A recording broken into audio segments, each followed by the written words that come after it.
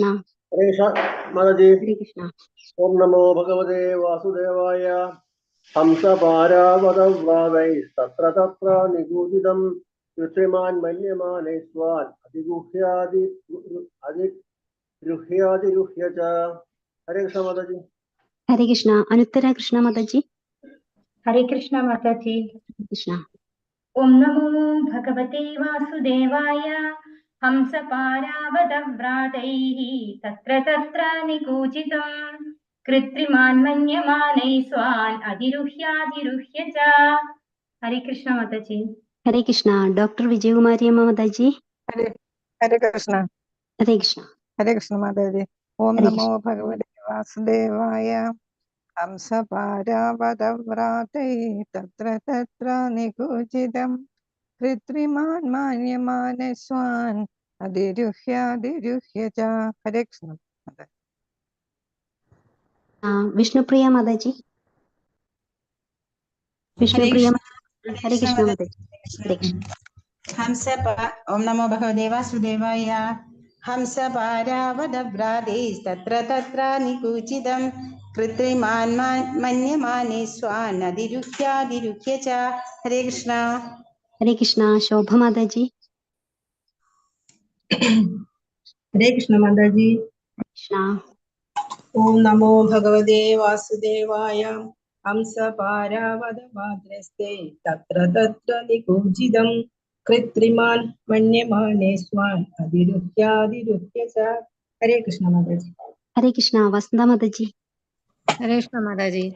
ഹരേ കൃഷ്ണ. ഓം നമോ ഭഗവതേ വാസുദേവായ. ഹംസപാരാവതവ്രാതൈസ്തത്ര തത്ര നികുഞ്ചിതം കൃത്രിമാൻ മന്യമാനൈ സ്വാൻ അനതിരുഹ്യാതിരുഹ്യ ച. ഹരേ കൃഷ്ണ മാതാജി. ഹരേ കൃഷ്ണ. വത്സല എം മാതാജി. ഹരേ കൃഷ്ണ.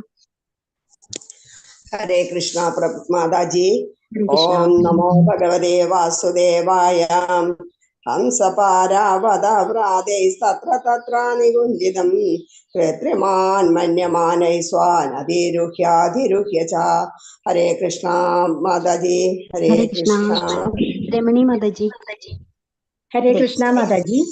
ഓം നമോ ഭഗവതേ വാസുദേവായ. ഹംസപാരാവതവ്രാതൈസ്തത്ര തത്ര നികൂചിതം കൃത്രിമാൻ മന്യമാനൈ സ്വാൻ അതിരുഹ്യാതിരുഹ്യ ച. ഹരേ കൃഷ്ണ. ഹരേ കൃഷ്ണ മാതാജി. കൃഷ്ണ മാതാജി. ഹരേ കൃഷ്ണ.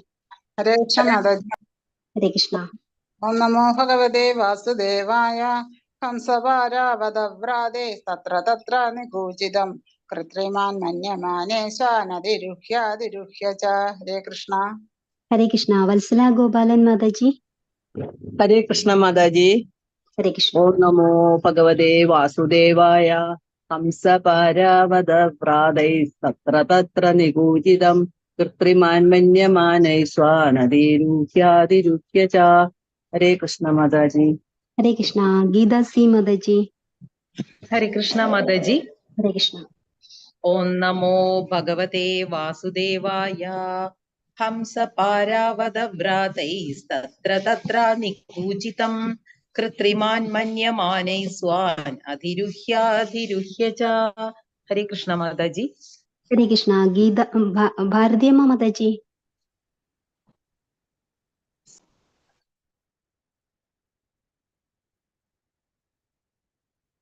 ഭാരതിയമ്മ മാതാജി. ഹരേ കൃഷ്ണ. അൺമ്യൂട്ട് ചെയ്തോളൂ. ഹരേ കൃഷ്ണ മാതാജി. ഹരേ കൃഷ്ണ. ഓം ഭഗവതേ വാസുദേവായ. ഹംസപാരാവതവ്രാതൈ തത്ര തത്ര നികൂചിതം കൃത്രിമാൻ മന്യമാനൈ സ്വാൻ അതിരുഹ്യാതിരുഹ്യ ച. ഹരേ കൃഷ്ണ. ഹരേ കൃഷ്ണ. Geetha S R Mataji. ഹരേ കൃഷ്ണ മാതാജി. ഹരേ കൃഷ്ണ. നമോ ഭഗവതേ വാസുദേവായ. ഹംസപാരാവതവ്രാതൈ തത്ര തത്ര നികുഞ്ചിതം കൃത്രിമാൻ മന്യമാനൈ സ്വാൻ അതിരുഹ്യാതിരുഹ്യ ച. Hare Krishna Mataji. Hare Krishna. Hare Krishna. Hare Krishna. Thank you Mataji. Hare Krishna. Thank you Mataji. Thank you Prabhu. Hare Krishna. Hare Krishna. നമുക്ക് ഇതിന്റെ വിവർത്തനം ഭാവാർത്ഥം നോക്കാം.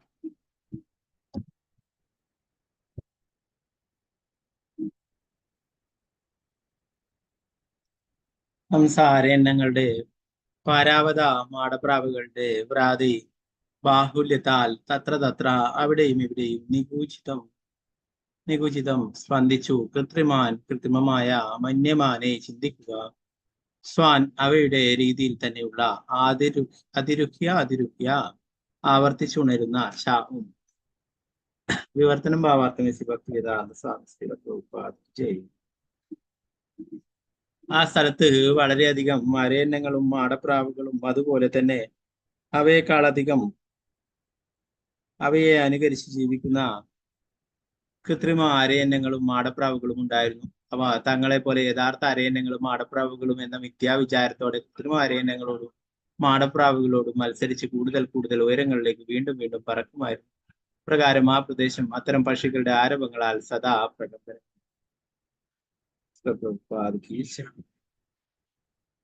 ഇതൊക്കെ എന്തിനെ കുറിച്ചാണ് പറയുന്നത്? ദേവഹൂതിക്ക് വേണ്ടിയിട്ടൊരു ആകാശത്തിൽ ആകാശ കൊട്ടാരം നിർമ്മിക്കുകയുണ്ടായി. അപ്പൊ അതിലെ ഓരോരോ ഭംഗിയെ കുറിച്ചിട്ട് ഇന്നലെ നമ്മൾ എടുത്തിട്ടുള്ള ശ്ലോകത്തിൽ വരിക. അതിന്റെ തുടർച്ചയായിട്ടാണ് ഈ ശ്ലോകങ്ങളിൽ പറയുന്നത്. 21ാമത്തെ ശ്ലോകം നോക്കാം. ഓം നമോ ഭഗവതേ വാസുദേവായ. വിഹാരസ്ഥാന വിശ്രാമ സംവേശ പ്രാംഗണാജിരൈ യഥോപജോഷം വ്യജിതേർ വിസ്മാപനമിവാത്മനഃ.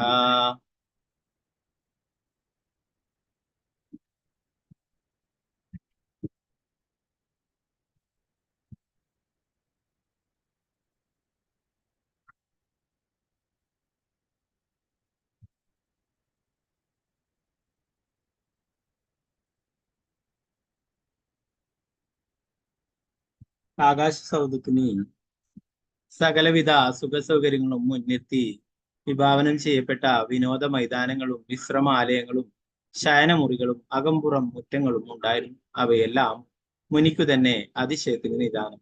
ഭാവാർത്ഥം ശ്രീലപ്രഭുപാദിക്കും ചെയ്തു. കർദമുനി ഒരു ദിവ്യ വ്യക്തിയായിരുന്നതിനാൽ ലാളിത്യമാർന്നൊരു പർണശാലയിലാണ് പ്രാർത്ഥിക്കുന്നത്. എങ്കിലും സ്വന്തം യോഗശക്തിയാൽ താൻ സ്വയം ആവിഷ്കരിച്ച വിശ്രമത്തിനും ലൈംഗിക ആസ്വാദനത്തിനുമുള്ള പ്രത്യേക മുറികളും അകംപുറം മുറ്റങ്ങളും മറ്റെല്ലാവിധ സൗകര്യങ്ങളുമുള്ള ആകാശകർമ്മ്യം ദർശിച്ച അദ്ദേഹം സ്വയം വിസ്മയാപരിതനായി. അതാണ് ദൈവാനുഗ്രഹമുള്ള ഒരു വ്യക്തിയുടെ രീതി. കർദമുനിയെ പോലൊരു ഭക്തൻ തന്റെ ഭാര്യയുടെ അഭ്യർത്ഥന മാനിച്ച് സ്വന്തം യോഗശക്തിയാൽ അത്തരം ഐശ്വര്യം സാക്ഷാത്കരിച്ചെങ്കിലും പിന്നീട് അത് ദർശിച്ചപ്പോൾ തനിക്ക് എങ്ങനെ അതിന് കഴിഞ്ഞുവെന്ന് സ്വയം അത്ഭുതം കൂറി. ചില സന്ദർഭങ്ങളിൽ ഒരു യോഗിയുടെ സിദ്ധി പ്രകടമാക്കപ്പെടുമ്പോൾ അദ്ദേഹം സ്വയം അമ്പരക്കാറുണ്ട്.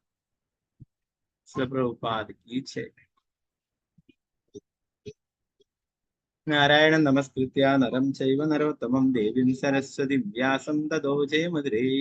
നഷ്ടപ്രായേഷു ഭദ്രേഷു നിത്യം ഭാഗവത സേവയാ ഭഗവതി ഉത്തമ ശ്ലോകേ ഭക്തിർഭവതി നൈഷ്ഠികി. മൂകം കരോതി വാചാലം പങ്കും ലംഘയതേ ഗിരിം യത്പാദമഹം വന്ദേ ശ്രീഗുരു ദീനതാരിണം പരമാനന്ദമാധവ. ശ്രീ ചൈതന്യേശ്വരം നമോ വിഷ്ണുപാദായ കൃഷ്ണപൃഷ്ഠായ ഭൂതലേ ശ്രീമതേ ഭക്തിവേദാന്ത സ്വാമിന്നിധി നാമിനി. നമസ്തേ സാരസ്വതേ ദേവേ ഗൗരവാണി പ്രചാരിണി നിർവിശേഷ ശൂന്യവാദി പാശ്ചാത്യദേശധാരി. ജയ ശ്രീകൃഷ്ണ ചൈതന്യ പ്രഭു നിത്യാനന്ദ ശ്രീ അദ്വൈത ഗദാധര ശ്രീവാസാദി ഗൗരഭക്തവൃന്ദ. ഹരേ കൃഷ്ണ കൃഷ്ണ കൃഷ്ണ ഹരേ ഹരേ ഹരേ രാമ രാമ രാമ ഹരേ ഹരേ. ഗുരുവേ ഗൗരചന്ദ്രായ രാധികായ ഹരേ കൃഷ്ണായ കൃഷ്ണഭക്തായ തദ്ഭക്തായ പ്രഭുപാദിക്ക് ജയ ഗുരുമരാജ് ഹരേ കൃഷ്ണ. അപ്പൊ നമ്മൾ കഴിഞ്ഞ ക്ലാസ്സിലെ ശ്ലോകങ്ങൾക്ക് പഠിക്കേണ്ട ആകാശ കൊട്ടാരം സൃഷ്ടിക്കുകയും അതിലെ എല്ലാവിധ സൗകര്യങ്ങളും ഒക്കെ സൃഷ്ടിക്കുകയും കർദമുനി തന്റെ യോഗശക്തി കൊണ്ടാണ് ഇതൊക്കെ ചെയ്തിട്ടുള്ളത്. 20ാമത്തെ ശ്ലോകത്തിൽ പറയുന്നു, അവിടെ പല ജീവികളെയും പല പക്ഷികളെയും മറ്റും അവിടെ കൃത്രിമമായിട്ട് ഉണ്ടാക്കുകയുണ്ടായി. എന്നാൽ അതൊക്കെ കണ്ടിട്ട് യഥാർത്ഥത്തിലുള്ള പക്ഷികളും പ്രാവുകളും മറ്റുള്ള അരയന്നങ്ങളും ഒക്കെ അതിനെ കണ്ടിട്ട് അത് തങ്ങളിൽ ഒരാളാണെന്ന് കരുതിയിട്ട് അവരുടെ കൂടെ കളിക്കുകയുണ്ടായി. അവരുടെ കൂടെ പറക്കുകയുണ്ടായി, മത്സരിക്കുകയുണ്ടായി എന്നുള്ളത്. നമുക്ക് പല പാർക്കുകളിലും മറ്റുള്ള സ്ഥലങ്ങളിലൊക്കെ പോയി കഴിഞ്ഞാൽ കാണാൻ സാധിക്കും അല്ലെ, ചില പക്ഷികളെയും മറ്റു മൃഗങ്ങളെയും ഒക്കെ ഉണ്ടാക്കി വെച്ചിട്ടുണ്ട്. ചെറിയ കുട്ടികളൊക്കെ അത് യഥാർത്ഥമായിട്ടുള്ളതാണ് അല്ലെ. അതുപോലെ തന്നെ ചില പക്ഷികളൊക്കെ അതിലൊരാളാണെന്ന് കരുതും അല്ലെ. അതുപോലെ ഇവിടെ അത്രയും മനോഹരമായിട്ടുള്ളതായിരുന്നു. അപ്പൊ അവരിൽ ഒരാളാണെന്ന് കരുതി കൃത്രിമമായിട്ടുള്ളതാണെങ്കിലും അതൊക്കെ യഥാർത്ഥമായിട്ടുള്ളത് പോലെ തോന്നിക്കുകയുണ്ടായിരുന്നു.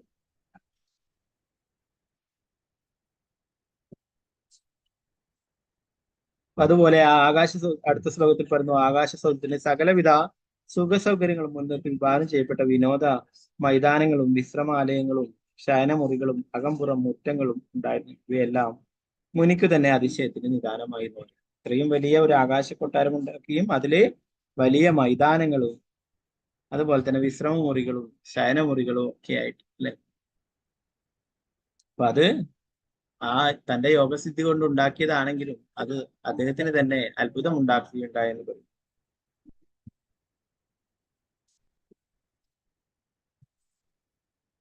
അതിൽ പറയുന്നു, അതാണ് ദൈവാനുഗ്രഹമുള്ള ഒരു വ്യക്തിയുടെ രീതി. കർദമമുനിയെ പോലെ ഒരു ഭക്തൻ തന്റെ ഭാര്യയുടെ അഭ്യർത്ഥന മാനിച്ച് സ്വന്തം യോഗശക്തിയാൽ അത്തരം ഐശ്വര്യം സാക്ഷാത്കരിച്ചെങ്കിലും പിന്നീട് അത് ദർശിച്ചപ്പോൾ തനിക്ക് എങ്ങനെ അതിന് കഴിഞ്ഞുവെന്ന് സ്വയം അത്ഭുതം കൂടി. ചില സന്ദർഭങ്ങളിൽ ഒരു യോഗിയുടെ സിദ്ധി പ്രകടമാക്കുമ്പോൾ അദ്ദേഹം സ്വയം അമ്പരക്കാറും അല്ലെ. ഇതൊക്കെ ഭഗവാന്റെ ശക്തി അതൊന്നും കൊണ്ടാണ് ചെയ്യാനായിട്ട് പറ്റുന്നത് അല്ലെ. അപ്പൊ ഇപ്പോഴ് മറ്റുള്ളവരെ പോലെ യോഗസിദ്ധി പലരും യോഗസിദ്ധികൾ അഷ്ടസിദ്ധികളൊക്കെ കൈക്കലാക്കുന്നത് മറ്റുള്ളവരുടെ മുന്നിൽ വലിയ ആളായിട്ട് കാണിക്കാനായിട്ട്, പല അത്ഭുതങ്ങളും കാണിക്കാനൊക്കെ ആയിട്ടാണ് അല്ലെ. എന്നാൽ ഇവിടെ കർദമമുനി മറ്റുള്ളവരെ അത്ഭുതപ്പെടുത്തി താൻ വലിയ സിദ്ധനാണ്, യോഗ്യാണെന്ന് കാണിക്കാൻ വേണ്ടിയിട്ടല്ല അല്ലെ. തന്റെ ഭാര്യയുടെ അഭ്യർത്ഥനയെ മാനിച്ച് അല്ലെ. ഭാര്യ ചക്രവർത്തിയുടെ മകളാണ്. അത്രയും സുഖ സൗകര്യങ്ങളോടെ അത്രയും നല്ല സന്തോഷത്തോടെ കഴിഞ്ഞിരുന്നതാണ് അല്ലെ. ഇപ്പോൾ എത്തിച്ചേർന്നിരിക്കുന്നത് ഒരു ആശ്രമത്തിലാണ്, ഒരു വർണ്ണശാലയിലാണ് അല്ലെ. ഒരു ആശ്രമം, അങ്ങനെ ഒരു ആശ്രമം നദിയുടെ തീരത്തും അല്ലെ, നേരത്തെ പറഞ്ഞു സരസ്വതി നദിയുടെ തീരത്തായിട്ടാണ്. അപ്പൊ അങ്ങനെയുള്ള സ്ഥലങ്ങളിലൊക്കെ ആശ്രമങ്ങൾ കെട്ടുക എന്ന് പറഞ്ഞാൽ ചെറിയ എന്തെങ്കിലും അല്ലെ ഓലയും മറ്റുള്ള വള്ളികളും മറ്റുള്ളതൊക്കെ വെച്ചിട്ടാണ് കെട്ടുന്നത് അല്ലെ. അപ്പൊ അങ്ങനെയുള്ള ഒരു ആശ്രമത്തിൽ കഴിഞ്ഞിരുന്നത് അല്ലെ. എന്നാൽ ആ ആശ്രമം കർദമമുനിയിലെ മറ്റുള്ള തരത്തിലുള്ള ലൈംഗികമായിട്ടുള്ള ചിന്തകളൊന്നും ഉണർത്താത്തത് കൊണ്ട് അങ്ങനെ സൗകര്യങ്ങളുള്ള ഒരു ഗൃഹം വേണമെന്ന് ദേവഹൂതി ആഗ്രഹിച്ചു അല്ലെ. വർണ്ണശാലയിലെ ആശ്രമങ്ങളില് എന്താ പറയാ, മുഴുവൻ സമയവും യജ്ഞങ്ങളും മറ്റുള്ള ഭക്തിത സേവനങ്ങളൊക്കെ ചെയ്യാനായിട്ടുള്ളതാണ് അല്ലെ. അപ്പൊ ആ ഒരു സാഹചര്യത്തിൽ ഇങ്ങനെയുള്ള കാര്യങ്ങൾക്കൊന്നും യോജിച്ചതല്ല. അതുകൊണ്ട് തന്നെ അതിനനുയോജ്യമായിട്ടുള്ള ഒരു ഗൃഹം ആഗ്രഹിച്ചു, അങ്ങനെ ഒന്ന് വേണമെന്ന് ആഗ്രഹിച്ചു. അത് പ്രകാരം തന്റെ യോഗസിദ്ധി കൊണ്ട് കർദമമുനി അങ്ങനെ ഒരു ആകാശ കൊട്ടാരം തന്നെ സൃഷ്ടിക്കുകയും ചെയ്തു. അപ്പൊ അത് സൃഷ്ടിച്ചിട്ട് കർദമമുനിക്ക് തന്നെ അത്ഭുതം ഉണ്ടായെന്ന് പറയും. താൻ തന്നെയാണോ സൃഷ്ടി, അതിലെ എല്ലാവിധ അത്ഭുതങ്ങളും കണ്ടിട്ട് താൻ തന്നെയാണോ സൃഷ്ടിച്ചത്. പ്രഭുപാദർ പറയുന്നു, ചില സന്ദർഭങ്ങളിൽ ഒരു യോഗിയുടെ സിദ്ധി പ്രകടമാക്കപ്പെടുമ്പോൾ അദ്ദേഹം സ്വയം അമ്പരക്കാറുണ്ട്. അപ്പോ പ്രഭുപാദരുടെ അടുത്ത് പല ആൾക്കാരും വന്നിട്ട് പല സിദ്ധികളും നടത്തുന്നതിനെ കുറിച്ച് പറയാറുണ്ട്. മറ്റുള്ള ഗുരുക്കന്മാരുടെ പല ശിഷ്യന്മാരും വന്നിട്ട് പറയും, എന്റെ ഗുരു വായുവിൽ പറക്കും എന്നൊക്കെ പറയും. പ്രഭുപാദർ പറയും, അതിനെന്താ, ചെറിയ മോസ്കിറ്റോ വരെ പറക്കുന്നുണ്ട് അല്ലെ. അതത്ര വലിയ അത്ഭുതകരമായിട്ടുള്ള കാര്യമൊന്നുമല്ല. ജീവിതകാലം മുഴുവൻ ഇങ്ങനെ ഉള്ള സിദ്ധികൾ നേടാനായിട്ട് സമയം പാഴാക്കുന്നതിന് തന്നെ ഭക്തിയോഗം ചെയ്യുക. അതുപോലെ ചില ആൾക്കാർ വന്നിട്ട് പറയും, എന്റെ ഗുരു വെള്ളത്തിന്റെ മേലെ നടക്കും. പ്രഭുപാദർ പറയും, 1 രൂപ കൊടുത്തു കഴിഞ്ഞാൽ എനിക്ക് അക്കരയ്ക്ക് പോകാനായിട്ട് സാധിക്കും. അതിന് ഈ ജീവിതകാലം മുഴുവനായിട്ട് ഇങ്ങനെയുള്ള യോഗ പരിശീലനമൊന്നും വേണ്ട. ഓ, അങ്ങനെയുള്ള സിദ്ധികള് കാണിച്ചിട്ട് ആൾക്കാരെ ആകർഷിക്കുവാനല്ല അല്ലെ. ഇവിടെ കർദമമുനി എന്നാൽ തന്റെ ഭാര്യയുടെ ആഗ്രഹങ്ങൾ നിറവേറ്റാനായിട്ടാണ് ഇങ്ങനെയുള്ള സിദ്ധി പ്രകടിപ്പിച്ചിട്ടുള്ളത് അല്ലെ. അല്ലാതെ മറ്റുള്ളവരെ ആകർഷിച്ച് ഞാൻ വലിയ യോഗസിദ്ധിയുള്ള ആളാണെന്ന് കാണിക്കാൻ വേണ്ടിയിട്ട് അല്ലെ. ഭക്തന്മാർ അങ്ങനെ ആഗ്രഹിക്കുന്നു അല്ലെ. അതാണ് എന്താ പറയാ, വൃത്രാസുരന്റെ പ്രാർത്ഥനയിലൊക്കെ വൃത്രാസുരൻ പറയും, നാഗപൃഷ്ടം നജപാരമേഷ്ടും ന സർവഭൗമം നരസാധിപത്യം ന യോഗസിദ്ധിർ അപുനർഭവം വാ സമഞ്ജസത്വാ വിരഹീയകാംക്ഷ. അതിൽ പറയുന്നത് നയോഗസിദ്ധിർ, അഷ്ടസിദ്ധികളും എനിക്ക് ആവശ്യമില്ലായിരുന്നു. ഭൂമിയുടെ അധിപനാവണ്ട, മറ്റുള്ള ഉപരിലോകങ്ങളുടെ അധിപനാവണ്ട, രസാതല ലോകത്തിന്റെ അധിപനാവണ്ട, ഒന്നും ആവണ്ട. എനിക്ക് അഷ്ടസിദ്ധികളും ആവശ്യമില്ലായിരുന്നു. അങ്ങേ മറക്കുന്നതാണെങ്കിൽ മോക്ഷം പോലും ആവശ്യം, മുക്തി പോലും ആഗ്രഹിക്കുന്നില്ല. ഇപ്പൊ ഭക്തന്മാരൊരിക്കലും ഇങ്ങനെയുള്ള അഷ്ടസിദ്ധികളൊക്കെ നേടണമെന്ന് ആഗ്രഹിക്കുന്നില്ല. അവർക്ക് അതിന്റെ ആവശ്യമില്ല. അവര് ചെയ്യുന്നത് എന്താണ്? ഭക്തിയോഗം, അല്ലെ? അത് എല്ലാം തികഞ്ഞിട്ടുള്ളതാണ്. സിദ്ധി കൊണ്ട് ഇങ്ങനെയുള്ള കാര്യങ്ങളൊക്കെ ഉണ്ടാക്കിയിട്ട് വേണ്ട, അല്ലെ? അവർക്ക് ഭക്തന് ആവശ്യമുള്ളതൊക്കെ ഭഗവാൻ തന്നെ നേരിട്ട്. അപ്പൊ ഇവിടെ മറ്റുള്ളവരെ പോലെ അങ്ങനെ ആൾക്കാരെ അമ്പരപ്പിക്കുവാനോ അല്ലെ താൻ വലിയവനാണെന്ന് കാണിക്കാനോ അല്ല കർദമുനി തന്റെ ആ കഴിവ് തന്റെ പത്നിയുടെ ആഗ്രഹം സഫലമാക്കാനായിട്ട് ഉപയോഗിച്ചു. 22ാമത്തെ ശ്ലോകം. ഓം നമോ ഭഗവതേ വാസുദേവായ. ഈ ദൃഗൃഹം തത്പശ്യന്തീം നാദി പ്രീതേന ചേതസാ സർവഭൂതാശയാ വിഘ്നഃ പ്രവോചത്കർദമ സ്വയം. ഈ ദൃഗൃഹം തത്പശ്യന്തീം നാദി പ്രീതേന ചേതസാ സർവഭൂതാശയാ വിഘ്നഃ പ്രവോചത്കർദമ സ്വയം.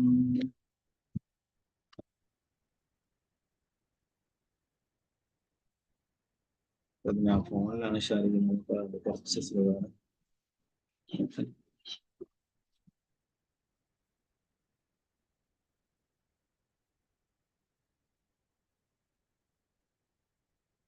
ദേവഹുതി അതിബൃഹത്തും ഐശ്വര്യസമ്പൂർണവുമായ ആകാശകൊട്ടാരത്തെ അലസമായ ഹൃദയഭാവത്തോടെ വീക്ഷിക്കുന്നത് ദർശിച്ച എല്ലാവരുടെയും അന്തരംഗം അറിയുവാൻ കഴിവുള്ള കർദമുനി അവളുടെ വികാരങ്ങൾ വിവേചിച്ചറിഞ്ഞു. അതിനാൽ അദ്ദേഹം തന്റെ സഹധർമ്മിണിയെ വ്യക്തിപരമായി ഇപ്രകാരം അഭിസംബോധന ചെയ്തു. ഭാവാർത്ഥം ശ്രീല പ്രഭുപാദിക്ക് ചെയ്തു. ദേവഹുതി സ്വന്തം ശരീരത്തെ അധികമൊന്നും ശ്രദ്ധിക്കാതെ വളരെ കാലം പർണശാലയിലാണ് കഴിഞ്ഞു.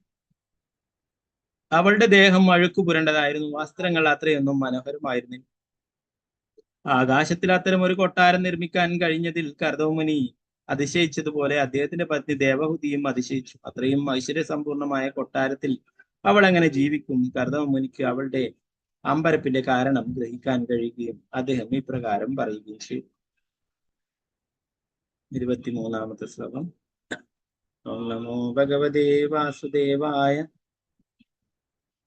നിമഞ്ജ്യാസ്മിൻ ഹൃദേബീരു വിമാനമിതമാരുഹ ഇദം ശുക്ലകൃതം തീർത്ഥാമശിഷാം വ്യാപകം നൃണാം. നിമഞ്ജ്യാസ്മിൻ ഹൃദേബീരു വിമാനമിതമാരുഹ ഇദം ശുക്ലകൃതം തീർത്ഥാമാശിഷാം വ്യാപകം നൃണാം.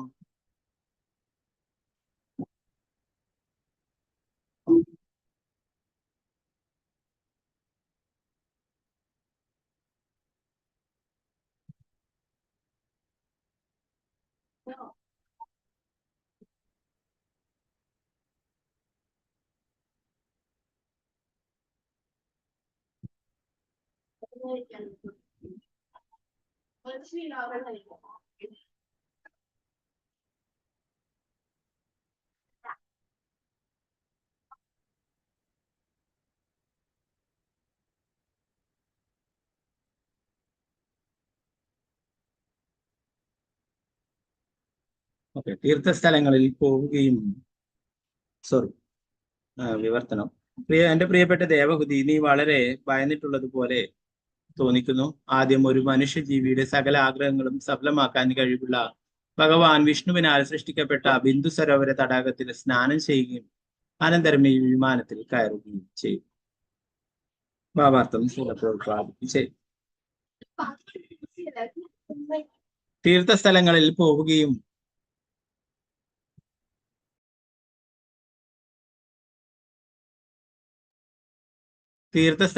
പോവുകയും അവിടുത്തെ ജലത്തിൽ സ്നാനം ചെയ്യുകയും ഇപ്പോഴും സാധാരണമാണ്. വൃന്ദാവനത്തിൽ ജനങ്ങൾ യമുന നദിയിൽ സ്നാനം ചെയ്യും. പ്രയാഗ പോലുള്ള ഇതര ഇടങ്ങളിൽ അവർ ഗംഗയിലാണ് മുങ്ങുക. ഒരു തീർത്ഥസ്ഥലയിൽ സ്നാനം ചെയ്ത് നമ്മുടെ സമസ്ത ആഗ്രഹങ്ങളും സഫലമാക്കുന്നതിനെ സൂചിപ്പിക്കുന്നതാണ് തീർത്ഥമാശീഷയാപകം എന്ന വാക്കുകൾ. ബിന്ദു സരോവര തടാകത്തിൽ സ്നാനം ചെയ്താൽ നിനക്ക് നിന്റെ മുമ്പുണ്ടായിരുന്ന ശാരീരിക സൗന്ദര്യവും തേജസ്സും വീണ്ടെടുക്കുവാൻ കഴിയുമെന്ന് കർദവും ഭാര്യ പ്രഭുപാദ്.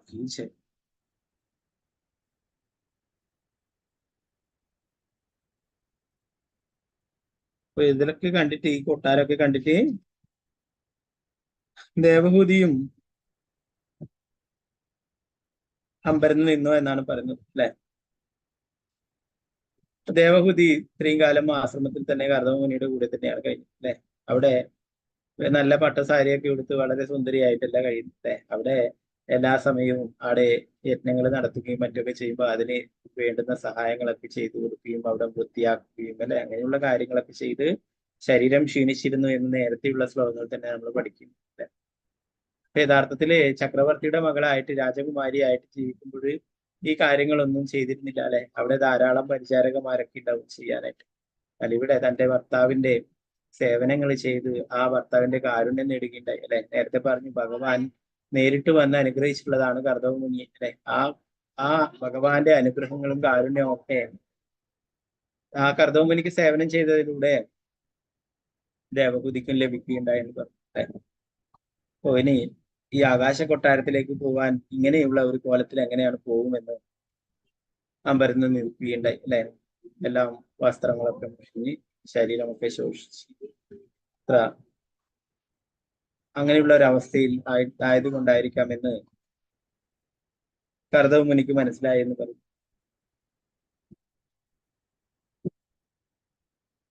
ഇപ്പൊ കർദമമുനി പറയുകയുണ്ടായി, നീ വളരെ ഭയന്നിട്ടുള്ളത് പോലെ തോന്നിക്കുന്നു. ആദ്യം ഒരു മനുഷ്യ ജീവിയുടെ സകല ആഗ്രഹങ്ങളും സഫലമാക്കാൻ കഴിയുള്ള ഭഗവാൻ വിഷ്ണുവിനാൽ സൃഷ്ടിക്കപ്പെട്ട ബിന്ദു സരോവര തടാകത്തിൽ സ്നാനം ചെയ്യുകയും അനന്തരം ഈ വിമാനത്തിൽ കയറുകയും ചെയ്യുക അല്ലെ. നേരത്തെ പറഞ്ഞു അല്ലെ, ബിന്ദു സരോവരം എങ്ങനെയുണ്ടായത് എന്നാണ് എല്ലാവരും മറന്നു. നേരത്തെ ഇതിന്റെ ബിന്ദു സരോവരത്തെ കുറിച്ചൊക്കെ പറയുന്ന അവസരത്തിൽ പറഞ്ഞു. ബിന്ദു സരോവരം എങ്ങനെയാണ് ഉണ്ടായിട്ടുള്ളത്? ഭഗവാന്റെ ആരും പറഞ്ഞിട്ടില്ല. ഓക്കെ, ഹരേ കൃഷ്ണ. ഓക്കെ, ഭഗവാന്റെ കണ്ണുനീർത്തുള്ളികൾ വീണിട്ടുള്ളതാണ് ആ ബിന്ദു സരോവരം എന്ന് പറയുന്നത് അല്ലെ. അത് ഒരു സരസ്വതി നദിയുടെ ആ ഒരു ഭാഗം തന്നെയായിട്ടാണ് പറയുന്നത്, അവിടെയുള്ള ഒരു തടാകമായിട്ട് അല്ലെ. അപ്പൊ അതും പുണ്യ തീർത്ഥമാണ്, പുണ്യ നദിയാണ് അല്ലെ. അതുകൊണ്ടാണ്, പുണ്യതീർത്ഥമായത് കൊണ്ടാണ് കർദമമുനി അവിടെ ഭക്തിയുത സേവനങ്ങൾ ചെയ്യുകയുണ്ടായിരുന്നു അല്ലെ. അപ്പൊ പറയുന്നു അവിടെ ആ ബിന്ദു സരോവരത്തിൽ സ്നാനം ചെയ്യാനായിട്ട് അല്ലെ. അവസരത്തിൽ നമ്മൾ പഠിക്കുകയുണ്ടായി അല്ലെ, ഭഗവാന്റെ ആ പാദത്തിൽ നിന്ന് വരുന്നതായിട്ടുള്ള ഗംഗയെ കുറിച്ചിട്ടും അതും പുണ്യനദി അല്ലെ. അതുപോലെ തന്നെ വൃന്ദാവനത്തിലുള്ള യമുന അല്ലെ. ഇവിടെ പ്രഭുപാദർ ഈ ഭാവാർത്ഥത്തിൽ പറയുന്നു, തീർത്ഥസ്ഥലങ്ങളിൽ പോവുകയും അവിടുത്തെ ജലത്തിൽ സ്നാനം ചെയ്യുകയും ഇപ്പോഴും സാധാരണമാണ്. വൃന്ദാവനത്തിൽ ജനങ്ങൾ യമുന നദിയിൽ സ്നാനം ചെയ്യും. പ്രയാഗ പോലുള്ള ഇതര ഇടങ്ങളിൽ അവർ ഗംഗയിലാണ്. ഒരു തീർത്ഥസ്ഥലയിൽ സ്നാനം ചെയ്ത് നമ്മുടെ സമസ്ത ആഗ്രഹങ്ങളും സഫലമാകുന്നതിനെ സൂചിപ്പിക്കുന്നതാണ് തീർത്ഥമാശീഷം വ്യാപകം എന്ന വാക്കുകൾ. ബിന്ദു സരോവര തടാകത്തിൽ സ്നാനം ചെയ്താൽ നിനക്ക് എന്റെ മുമ്പുണ്ടായിരുന്ന ശാരീരിക സൗന്ദര്യവും തേജസ്സും വീണ്ടെടുക്കുവാൻ കഴിയുമെന്ന് കർദമമുനി ഭാര്യ ഉപദേശിച്ചു. ഇപ്പൊ നേരത്തെയുള്ള പോലെ സൗന്ദര്യവും തേജസ്സും ഒക്കെ ലഭിക്കും ആ ബിന്ദു സരോവരത്തിൽ നീ കുളിക്കുകയാണെങ്കിൽ എന്ന് കർദമമുനി പറയുന്നു.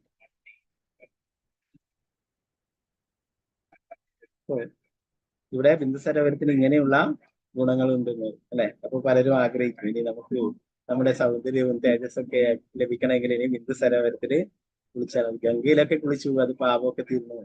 ഇവിടെ ബിന്ദു സരോവരത്തിൽ കുളിക്കുകയാണെങ്കിൽ എന്താ പറയുന്നത്, ശരീര സൗന്ദര്യവും തേജസ്സും ഒക്കെ ലഭിക്കുമെന്ന് പറയും അല്ലെ. അപ്പൊ ഇത് എന്തിനു വേണ്ടിയിട്ടാണ്? അവിടെ ആകാശ കൊട്ടാരത്തിലേക്ക് പോവുകയാണ് അല്ലെ. പിന്നെ ഇത് നേരത്തെ പറയുകയുണ്ടായി, ആ ഒരു രൂപം ഇത്രയും ശോഷിച്ച് അവശയായിരിക്കുന്ന രൂപത്തിലുള്ളതാണ് ഇപ്പോഴത്തെ ഒരു അവസ്ഥ ദേവഹൂതിയുടെ. അത് കർദമമുനിയെ അത്ര കണ്ട് ആകർഷിക്കുവാൻ ആ സൗന്ദര്യം അത്ര മതിയാവില്ല എന്നൊരു തോന്നലുണ്ടായില്ലേ. നേരത്തെ പറയുകയുണ്ടായി, അതുകൊണ്ട് ദേവഹൂതി തന്നെ തന്റെ ആ ശരീരത്തിന് എല്ലാം തേജസ്സും എല്ലാ മറ്റുള്ള കാര്യങ്ങളൊക്കെ ആവാനായിട്ടുള്ള വഴികൾ പറഞ്ഞു തരാനായിട്ടും പറയുന്നുണ്ടായിരുന്നു അല്ലെ. അപ്പൊ ഇവിടെ പറയുന്ന ആ പുണ്യ നദിയിൽ കുളിച്ചാൽ തന്നെ അല്ലെ, ആയുർവേദ പ്രകാരം അത് അവിടെ പല മരുന്നുകളും മറ്റുമൊക്കെ നൽകും അല്ലെ, ശരീരം തേജസ് വർദ്ധിപ്പിക്കുവാനും ശരീരം പുഷ്ടിപ്പെടുത്താനും മറ്റുമൊക്കെ ആയിട്ട് അല്ലെ. എന്നാൽ ഇവിടെ ഗർദമുനി പറഞ്ഞു, നീ ആ തീർത്ഥത്തിൽ കുളിച്ചാൽ തന്നെ നിന്റെ ശരീരകാന്തിയും തേജസ്സും ഒക്കെ വർദ്ധിക്കും എന്നുള്ള കാര്യം. 24-ാമത്തെ ശ്ലോകം നമുക്ക് നോക്കാം. അപ്പൊ വൃന്ദാവനത്തില് പുണ്യനദിയാണ് യമുന അല്ലെ. യമുനയിൽ പലരും കുളിക്കുന്നതായിട്ട് കാണാം. യമുനയ്ക്ക് പൂജകൾ ചെയ്യും അല്ലെ. അപ്പൊ ആ ഗംഗയിൽ കുളിച്ചാൽ നമ്മുടെ പാപങ്ങളൊക്കെ ഇല്ലാതാവും. യമുനയിൽ കുളിച്ചാൽ പറയുന്നത് നമ്മുടെ പാപവും പുണ്യവും എല്ലാം തീരും, കൃഷ്ണപ്രേമം ലഭിക്കുകയും ചെയ്യും.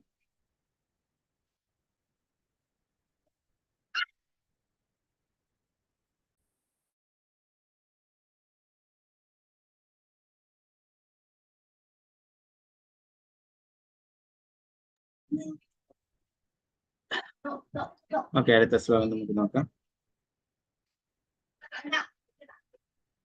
24-ാമത്തെ ശ്ലോകം. ഓം നമോ ഭഗവതേ വാസുദേവായ. സാദദ്ഭർത്തു സമാദായ വച കുവലേഷണ സരജം ബിഭ്രദീവാസോ വേണീഭൂതാംശമൂർധജാൻ. സാദദ്ഭർത്തു സമാദായ വച കുവലേഷണ സരജം ബിഭ്രദീവാസോ വേണീഭൂതാംശമൂർധജാൻ. താമരപ്പൂ പോലുള്ള കണ്ണുകളോട് കൂടിയവളായ ദേവഹുതി ഭർത്താവിന്റെ ആജ്ഞയനുസരിച്ചു വസ്ത്രങ്ങൾ മുഷിഞ്ഞതു മൂലവും തലമുടി ജടപിടിച്ചതും നിമിത്തവും അവൾക്ക് കാഴ്ചയ്ക്ക് ആകർഷകമായി തോന്നിച്ചിരുന്നില്ല.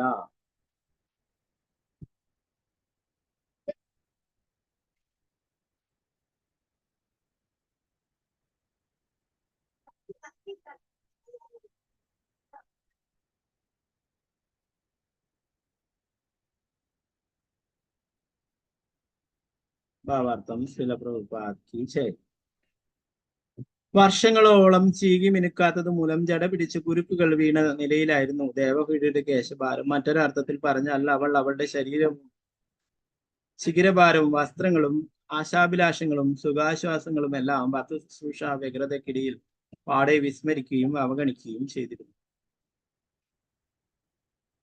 അപ്പൊ ആശ്രമത്തിൽ എപ്പോഴും തിരക്കാണ് അല്ലെ. ഭഗവാന്റെ സേവനങ്ങൾ ചെയ്യാനായിട്ട് ഭർത്താവിനെ സഹായിക്കുകയും ഭർത്താവിന് വേണ്ടിയുള്ള സേവനങ്ങൾ ചെയ്യുകയും ഒക്കെ ചെയ്യുന്നത് കൊണ്ട്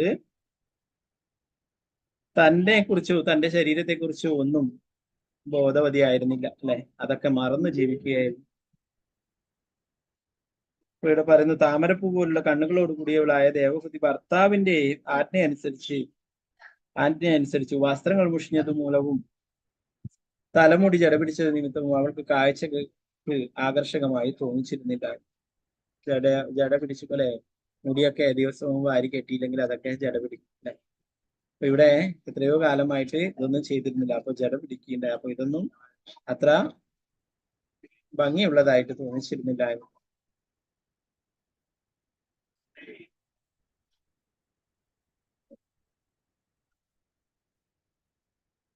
ഇവിടെ പറയുന്നു ദേവഹൂതിയുടെ കേശമായ മറ്റൊരു തരത്തിൽ പറഞ്ഞാൽ അവൾ അവളുടെ ശരീരവും ശിഖിരാഭാരവും വസ്ത്രങ്ങളും ആശാഭിലാഷങ്ങളും സുഖാശ്വാസങ്ങളെല്ലാം ഭർത്തൃ ശുശ്രൂഷ വ്യഗ്രതയ്ക്കിടയിൽ പാടെ വിസ്മരിക്കുകയും അവഗണിക്കുകയും ചെയ്തു. ഭർത്താവിന് വേണ്ടിയിട്ട് ഇങ്ങനെ സേവനങ്ങൾ ചെയ്യുന്നത് കൊണ്ട് അല്ലെ, ഭർത്താവിനെ സഹായിക്കുന്നു ഭഗവാന്റെ സേവനങ്ങൾ ചെയ്യുന്നത്. അപ്പൊ അതുകൊണ്ട് തന്നെ മറ്റെല്ലാം മറന്നിട്ടാണ് ജീവിച്ചിരുന്നത്. തന്റെ ശരീരത്തെ പോലും മറന്നു. പെട്ടെന്ന് ഉള്ള ഒരു മാറ്റമാണ് അല്ലെ. ഇതുവരെ രാജകുമാരിയായിട്ട് അല്ലെ, അതിനായിട്ട് ധാരാളം തൊഴിൽമാരും സഹായികളൊക്കെ ഉണ്ടാവും അല്ലെ. അങ്ങനത്തെ നിലയിൽ ജീവിച്ചിരുന്ന ഒരു കുട്ടിയാണ് പെട്ടെന്ന് ഇങ്ങനെ കർദമുനിയുടെ ആശ്രമത്തിലെത്തുകയും അവിടെ അങ്ങനെ സേവനങ്ങൾ ചെയ്യിപ്പിച്ചു. 25-ാമത്തെ ശ്ലോകം. ഓം നമോ ഭഗവതേ വാസുദേവായ. അങ്കഞ്ചാമലഭംഗേന സംഛന്നം ശബളസ്തനം ആവിവേശ സരസ്വത്യാ സരശിവജലാശയം. അവളുടെ ദേഹം കനത്തിൽ അഴുക്ക് പുരണ്ടതും സ്തനങ്ങൾ നിറം മങ്ങിയതുമായിരുന്നു. എന്തായാലും അവൾ സരസ്വതിയിലെ വിശുദ്ധ ജലം നിറഞ്ഞ തടാകത്തിലേക്ക് ഇറങ്ങി നീങ്ങി. ശരീരത്തിലൊക്കെ മുഴുവനായിട്ടും അഴുക്കായിരുന്നു എന്ന് പറയും. ആ സരസ്വതി നദി അല്ലെ, സപ്തനദികളിൽ ഉള്ള പ്രധാനപ്പെട്ട നദി തന്നെയാണ് സരസ്വതി നദി. അപ്പോ അതില് ഇറങ്ങുകയുണ്ടായി, അതില് കുളിക്കുകയുണ്ടായ 26-ാമത്തെ ശ്ലോകം. ഓം നമോ ഭഗവതേ വാസുദേവായ ശാന്തസരസിവേശ്മസ്താ ശതാനി ദശകന്യകഃ സർവാ കിശോരവയസോ ദദർശോത്പലഗന്ധയഃ.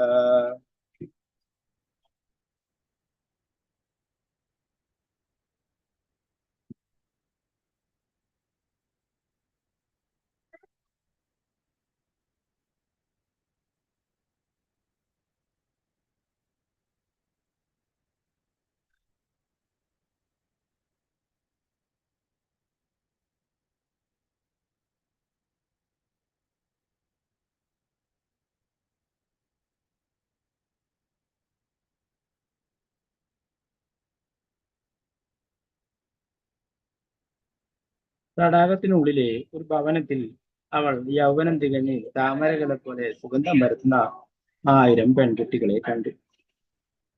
27-ാമത്തെ ശ്ലോകം.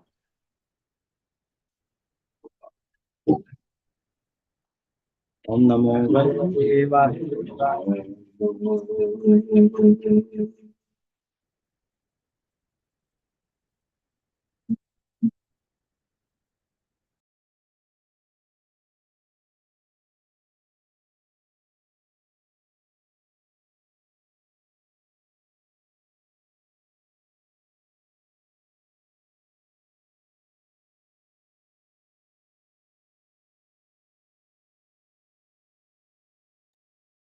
ഹരേ കൃഷ്ണ. 27-ാമത്തെ ശ്ലോകം. ഓം നമോ ഭഗവതേ വാസുദേവായ.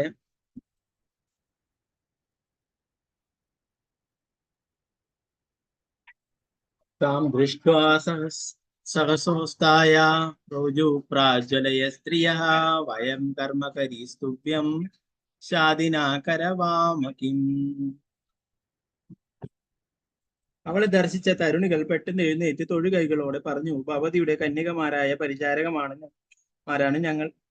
ഭവതിക്ക് വേണ്ടി ഞങ്ങൾ എന്താണ് ചെയ്യേണ്ടതെന്ന് ദയവായി പറഞ്ഞു. ഭാവാർത്ഥം ശ്രീല പ്രഭുപാദി. ദേവഹുതി ആ വലിയ കൊട്ടാരത്തിൽ മലിനവസ്ത്രധാരിയായ താൻ എന്താണ് ചെയ്യുകയെന്ന് നിശ്ചയമില്ലാതെ കുഴഞ്ഞു നിൽക്കവേ കർദവ മുനിയുടെ യോഗശക്തിയാൽ പൊടുന്നനെ 1000 കന്യകളായ പരിചാരകമാർ അവർക്ക് വേണ്ടി എന്ത് സേവനവും ചെയ്യാൻ തയ്യാറായി അവിടെ പ്രത്യക്ഷരായി. ജലത്തിൽ നിന്നും ആവിർഭൂതരായ അവർ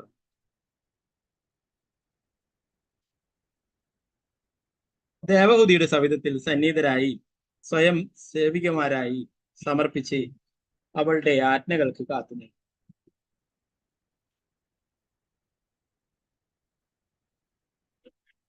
ഇവിടെ എന്താ പറയുന്നത്? ആയിരക്കണക്കിന് കന്യകമാർ അല്ലെ അവിടെ കാണുകയുണ്ടായി. ആ സരോവരത്തില് എന്താ പറഞ്ഞിട്ടുള്ളത്? അവരൊക്കെ ദേവഹുതിയുടെ സേവനം ചെയ്യാനായിട്ട് തയ്യാറായിട്ട് നിൽക്കുന്നതാണ്.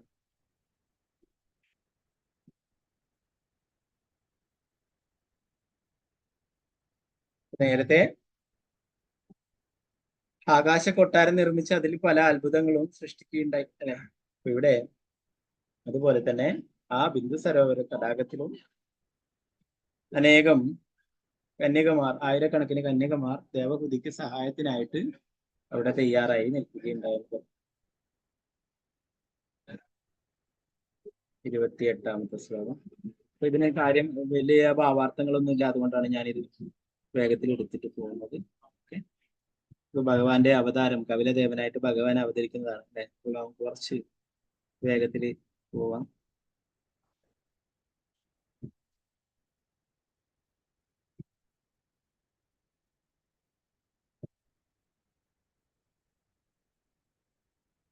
ഓക്കെ, 28-ാമത്തെ ശ്ലോകം. ഓം നമോ ഭഗവതേ വാസുദേവായ.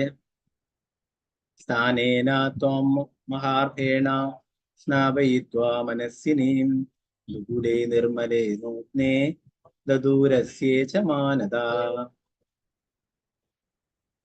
ദേവഹൂതിയോട് വളരെ ആദരവുണ്ടായിരുന്ന ആ പെൺകുട്ടികൾ അവളെ കൂട്ടിക്കൊണ്ടുപോയി എണ്ണ പുരട്ടി കുളിപ്പിച്ച് സ്നാനാനന്തര സുഗന്ധലേപനങ്ങൾ കുത്തി ധരിക്കാൻ മനോഹരങ്ങളായുള്ള പുതുവസ്ത്രങ്ങളും അപ്പൊ ആയിരക്കണക്കിന് കന്യകുമാരെല്ലാവരും ചേർന്ന് ദേവഹൂതിയെ കൊണ്ടുപോയിട്ട് എണ്ണയൊക്കെ തേച്ച് കുളിപ്പിക്കുകയും മറ്റു കുളി കഴിഞ്ഞിട്ട് സുഗന്ധലേപനങ്ങളൊക്കെ പുരട്ടുകയും മറ്റുള്ള മനോഹരങ്ങളായിട്ടുള്ള വസ്ത്രങ്ങളൊക്കെ അണിയിക്കുകയും ചെയ്യും. 29ാമത്തെ ശ്ലോകം.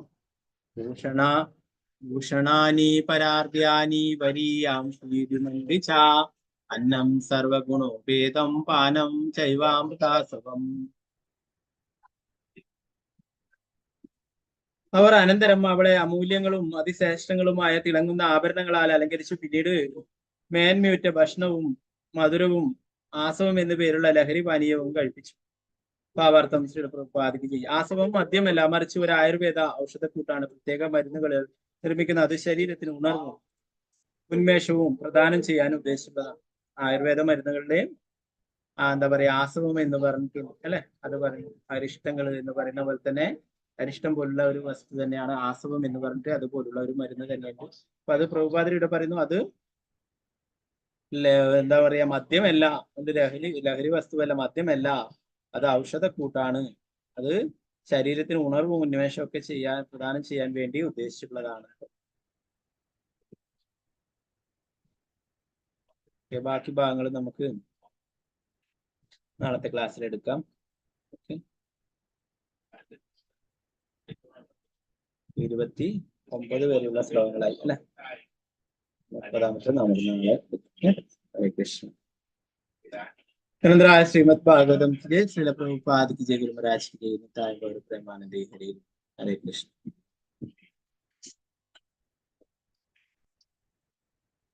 പിന്നെ കുറച്ച് ശ്ലോകങ്ങളിൽ ദേവഹുതിയെ അവര് പരിചാരകന്മാര് അണിയിച്ചൊരുക്കുന്നതിനെ കുറിച്ചിട്ടൊക്കെ പറയുന്നതാണ്. ഹരേ കൃഷ്ണ. വംശകൽപതരൂപശ്ച കൃപാ സിന്ധുഭ്യവച പതിതാനാം പാവനേഭ്യോ വൈഷ്ണവേഭ്യോ നമോ നമഃ. അനന്തകോടി വൈഷ്ണവേ ശ്രീ പ്രഭുപാദിക്ക് ജയ ഗുരു മഹാരാജ് കി ജയ. നിതായ ഗൗര പ്രേമാനന്ദേ ഹരേ. ഹരേ കൃഷ്ണ. അടുത്ത ഭാഗങ്ങളിൽ എന്തെങ്കിലും സംശയങ്ങൾ ഉണ്ടെങ്കിൽ കഴിയാം.